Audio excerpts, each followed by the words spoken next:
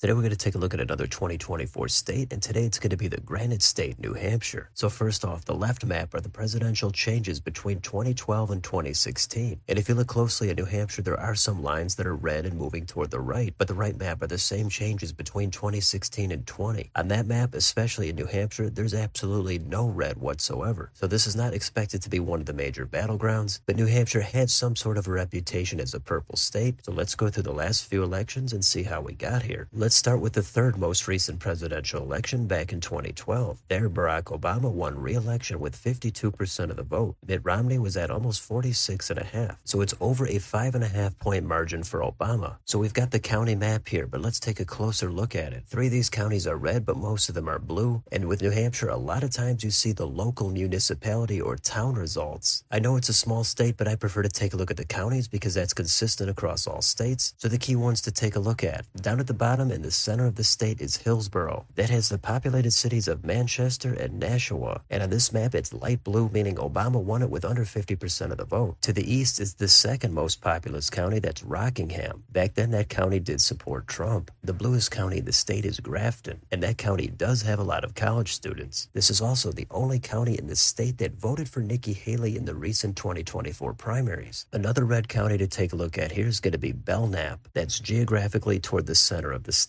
Now, we can't go over every county, but if we jump ahead to 2016 and take a look at that election, that one was actually extremely close. It was the second closest margin, and Hillary Clinton got 46.8, while Donald Trump got 46.5. That's less than 3,000 votes. Hillary did significantly worse than Obama, while Trump was very similar but slightly above Mitt Romney. The difference this time is the third-party vote. Gary Johnson led the way with over 4%. Now, if we take a look at some of these counties, Hillsborough, they actually barely supported Donald Trump by less than 500 votes. Next door in Rockingham, they went to Trump by almost 6. In the blue county of Grafton, they went to Hillary by almost 19. And in Belknap County, that was Trump's best. He got it by over 16 points. So even with Trump carrying the most populous county, the state did go toward Hillary. And again, I'm more a fan of the county map, but if you want to look at the municipalities, here's the map right here. This will give you a more local breakdown. If you look at the most populous city in the state, that's Manchester. Hillary won it by 7 points. Trump's best town was nearby Derry. That one he got by 14 points. So you can see there's kind of a mix of red and blue across the state. Now, if we jump ahead 4 more years to the last election in 2020, there Biden wins it by a comfortable margin of over 7 points. He gets it with 52.7 to Trump's 45.4. So Trump down slightly in this election, but Hillary outperforms even what Obama did back in 12. One factor is going to be the reduction in third-party vote. This time, Joe Jorgensen led the way with only 1.6. And if you go down to the individual municipalities and sort by the total votes, in the top 4 most populous of Manchester, Nashua, Concord, and Dover, Biden won them all by double digits. Trump performed his best in Derry, where he got it by 7. And if you scroll down to the less populated places, it's kind of a mix between red and blue. It's not exactly the same as it is in other states, especially in the Rust Belt. Usually in those states, you go down to lower population and they go hard for Trump. New Hampshire tends to be split. So let's go back to the county map and take a look at the changes over the last 3 elections. For that, we get on Ballotpedia. Now, the shading this time is not the margins. This just tells you how many times they went red or blue over the past 3 elections. Let's take a look at Hillsborough. This has been kind of swingy. Obama barely won it in 12. Trump barely wins it in 16. But then last time in 20, the margin closely reflected what it was statewide. Biden had a big lead here of 7.5. And it also says this county contains over 30% of the statewide population. So every point this county goes toward the left is going to make it increasingly difficult for Trump to make it up in other places. Next door in Rockingham, this is a county that went red twice, but last time it flipped and went to Biden by 2 points. If we go to the blue county of Grafton, last time this was the bluest over the past 3, and also Trump did his worst, but it's not significantly bluer than it was back in 12. And in Belknap County, this was one of only 2 counties Trump won last time, and he still won it by about 10. But the support for Biden did increase significantly over Hillary in 16. The other county that Trump won is at the top, and that's Coos. He did a little bit better than he did last time. However, Biden just improved by a lot more. He was up 4 points over Hillary. So those are some of the changes. Now, if you want another way to look at the 2016 data, here's a map that will start off showing you the counties and the municipalities. But if you zoom all the way in, you could take a look at the individual precincts. So again, it's not exactly a huge state, but this will give you a little bit better idea of where Trump and Hillary did their best. But now we can also do the same thing for 2020. And this starts off showing you the margins. But if you click right here, now we can see the changes between 16 and 20. And it's crystal clear that this state got bluer. There is very little red on here whatsoever. So it's hard to see areas that Trump could make some gains without going on offense into blue territory. Now, a lot of these are smaller shifts. The only thing is, once you add it all up, that did cause the state to go significantly left. Now, if you want even another way to take a look at these shifts, we can get on this map that has the red and the blue arrows. The blue arrows went toward Biden in the last election, while red arrows went toward Trump. Again, there are no red arrows on this map, but if you click on any one of these 10 arrows, then you could get some more detail on the shifts. So if you look at Hillsborough, there both Biden and Trump gained votes between 16 and 20, but Trump only gained 4,600 while Biden was over 22,000. And the thing that jumps out is the third-party vote. In 2020, it was down to 1.8%. That's a net reduction of 5%. And during those 4 years, that resulted in this county going 6.5% toward Biden while Trump lost 1.4%. So you could do the same thing for these other counties, but if you want to just focus on the third-party vote, we can go back on Ballotpedia. Statewide, it was down 4.8%, and it's not exclusive to third-party vote, but through those shifts, Biden gained 5.9 while Trump lost 1.1, and the total net shift for the state was Biden gaining 7 points. That's significant. So another thing that might matter is going to be the turnout, and this map here will show you the turnout changes between 16 and 20, and nationally it was up huge across the country. If you just focus on New Hampshire, only one of these 10 counties actually hit double digits. So the turnout was up, but relative to other places, it was not as notable. Now, in addition to turnout, another thing that could be a factor in the election are the shifts among different demographics. Here are the national exit polling shifts. Here you could take a look at sex, age, race, education, etc. And if you want to look specifically to New Hampshire, here are the subgroups and demographics that Biden and Trump did well with last time. So here Biden has a lot more going for him. Trump does have some strengths, but this is a different state than some other ones we've taken a look at. New Hampshire is a state that has a lot of independents, and last time Biden won independent/other by 27. So income and education, those are also usually factors where the higher you go, the more you support the Democrats. So one other map we could take a look at is the educational attainment by county. These percentages show you the total number of people with a 4-year degree or higher. Nationally, it is in the mid-30s, and New Hampshire has several counties above that. Again, all these links will be down below in the description. The last thing we're going to do is take a look at the polling and see how accurate it was back in 2020. So last time, Biden won the state by over 7, but the polling aggregates did have Biden up by about 11. So that's about a 3 to 3.5 point overestimation for Biden and underestimation of Trump. Every single individual poll over the final few months had Biden with an advantage. Some of these are better than others, and it might be the case next time that they underestimate Trump again, but they could also correct everything and it ends up underestimating Biden this time. So what's the conclusion here? Well, this state has not voted for a Republican for president since 2000. It's had some close calls, especially in 16, but in 20 it was not even close. So it's still kind of regarded as a purple state, but the Democrats have won the last several U.S. Senate elections as well as in the U.S. House. Governor is a different story. Chris Sununu has won 4 times, the last 3 by very comfortable margins. Some people consider him to be too moderate or a rhino, but that could just be what it takes for a Republican to win statewide in the Granite State. The state Senate and House are controlled by Republicans as well as the Executive Council. So there's still some hope here for the Republicans, but given the education and income attainment and the shifts back in 2020, it would seem like Trump's brand is not a good fit for this state. It didn't really seem like that either back in 16, so it's always tough to predict what's going to happen next. But these coveted 4 electoral votes look like they're most likely going to stay with Biden this time. Something unexpected could happen, maybe it gets really close. That's an overview of the recent political history for New Hampshire, so let me know in the comments, what do you think about this state? I know some of you know the ins and the outs of New Hampshire, so is there anything Trump could do to be competitive here, or is his brand just too toxic? Let me know down below. On your way out, don't forget to like, share, and subscribe. Join if you'd like to support the channel. Thanks for watching, and I'll see you next time.